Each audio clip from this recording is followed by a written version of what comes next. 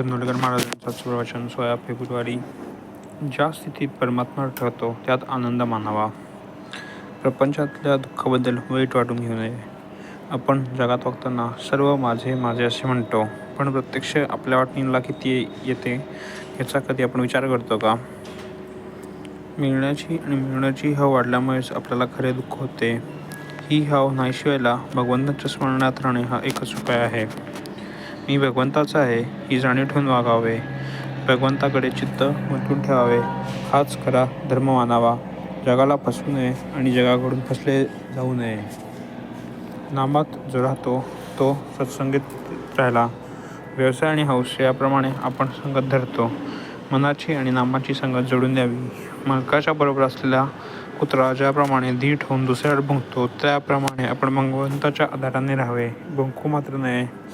नेहमी लीनता ठेवावी. मी साधन करतो हे विसरून जावे. त्याबद्दल अभिमान धरणे म्हणजे साधनालाच कमीपणाच आणणे आहे. आपल्या कामात लक्ष ठेवून सर्वांशी प्रेमाने वागावे. स्त्री दिराचा किंवा सासूसऱ्यांचा मान ठेवते ते नवऱ्याला खुश करण्याकरताच. तसे भगवंताला ज्या रीतीने समाधान त्याप्रमाणे आपण वागावे. डॉक्टरला जर आपण त्या काय आवडलेले औषध मला का देत नाही असे म्हटले तर तो ज्याप्रमाणे तुला तो रोग नाही असे उत्तर देतो, त्याप्रमाणे संत ज्याची त्याची वृत्ती विकून मार्ग सांगत असतात. याकरता संतांची संगत धरून ते सांगतील तसे वागावे. ते वागतात तसे नाही वागू. आपल्या पतंगाची दोरी आपण संतांच्या हातात द्यावी आणि खुशाल निश्चिंत राहावे. आपण गुरूंनी सांगितलेले साधन करीत जावे. म्हणजे साधनात पुढे वाट दाखवायला तो वाच असतो. जिथे 2 वाटा फुटतात तिथपर्यंत या म्हणजे तिथे गुरु उभाच आहे.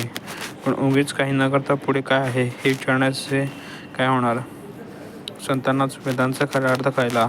त्यांचे केवढे उपकार सांगावेत की त्यांना तो अर्थ आपल्याकरता सांगितला म्हणून आपण वेद वाचण्याचे कारण नाही. आपण फक्त संत आपल्याला सांगतील त्याप्रमाणे वागावे.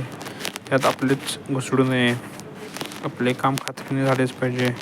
पाणी गोठून बर्फ बनते. बर्फाच्या आत बाहेर जसे पाणीच असते तसे जो आत बाहेर भगवंताच्या प्रेमाने ओथंबलेला असतो त्याला संत म्हणतात. असे संत फक्त नामस्मरणात सोडता येतात. सद्गुरूंच्या आज्ञेचे पालन करता करता सदकाला नामाची गोडी लागते आणि नाम पोटभर घेतल्याने त्याचा आत्मा तृप्त होतो. श्रीराम जय राम जय जय राम.